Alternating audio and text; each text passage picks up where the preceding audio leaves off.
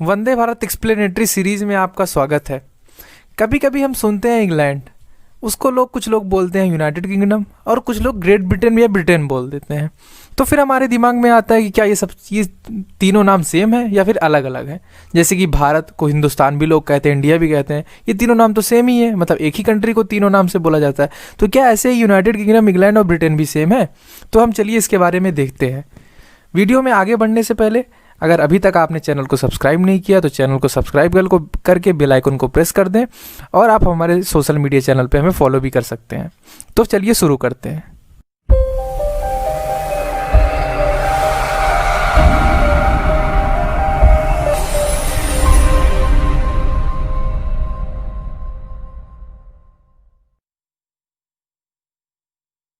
सबसे पहले हम मैप के थ्रू देख सकते हैं कि इंग्लैंड है कहाँ और उसके आसपास के देश क्या है।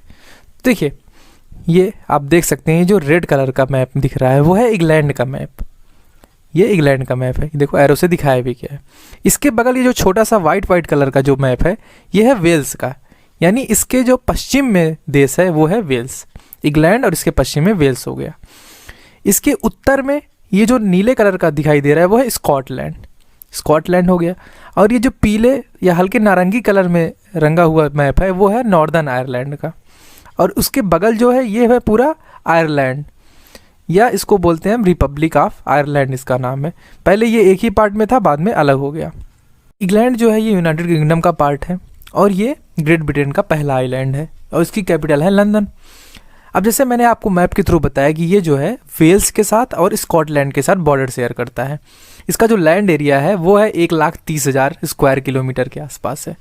और इसकी जो पॉपुलेशन है 2011 के सेंसस के अनुसार वो है 5,30,00,000 के आसपास, जो कि 2019 तक बढ़कर हो गई होगी। एस्टिमेट जो है वो है 5,62,00,000 के आसपास।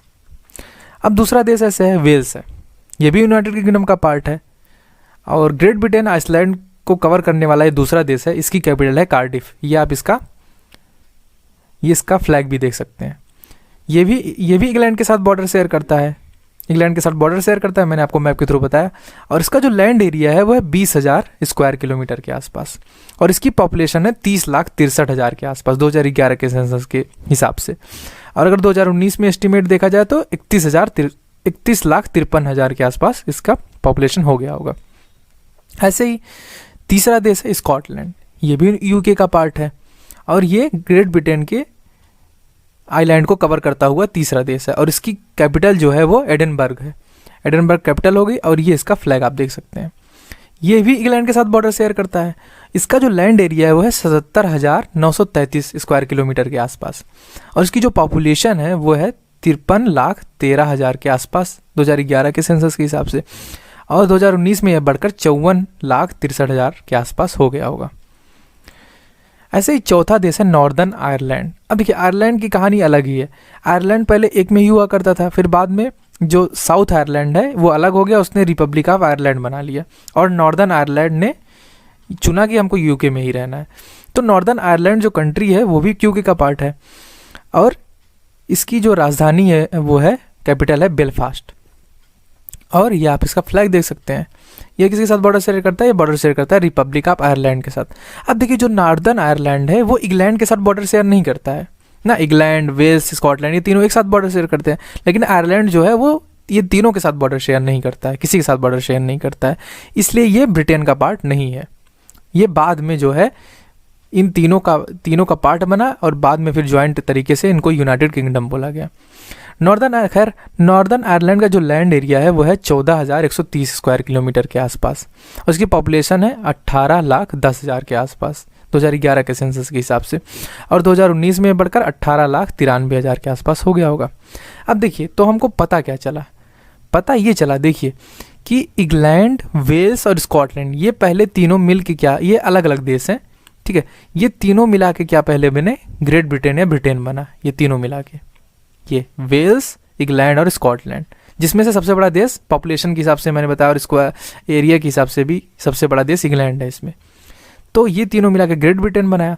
फिर बाद में आयरलैंड, पूरा आयरलैंड जो है इसके साथ एक संधि के साथ जुड़कर, जैसे यूरोपियन यूनियन है ऐसे ही संधि के साथ जुड़कर इसने यूनाइटेड किंगडम बनाया ना, यूके बनाया।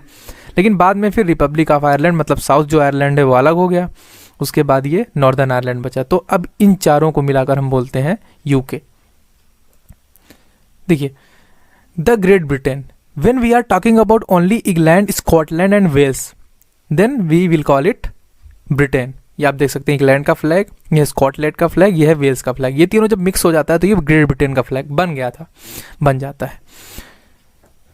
अब यूनाइटेड किंगडम, जब हम चारों की बात करते हैं, इंग्लैंड, स्कॉटलैंड, वेल्स और नॉर्दर्न आयरलैंड, जिसको हम पहले आयरलैंड भी कहते थे, अब वो अलग हो गया। तो ये चारों जब मिल जाते हैं तो ये बन जाता है यूके का फ्लैग। ये यूके हम इनको बोलते हैं। ये तीनों पहले एक पार्ट में थे, यानी इंग्लैंड, स्कॉटलैंड एंड वेल्स, पहले तीनों एक थे।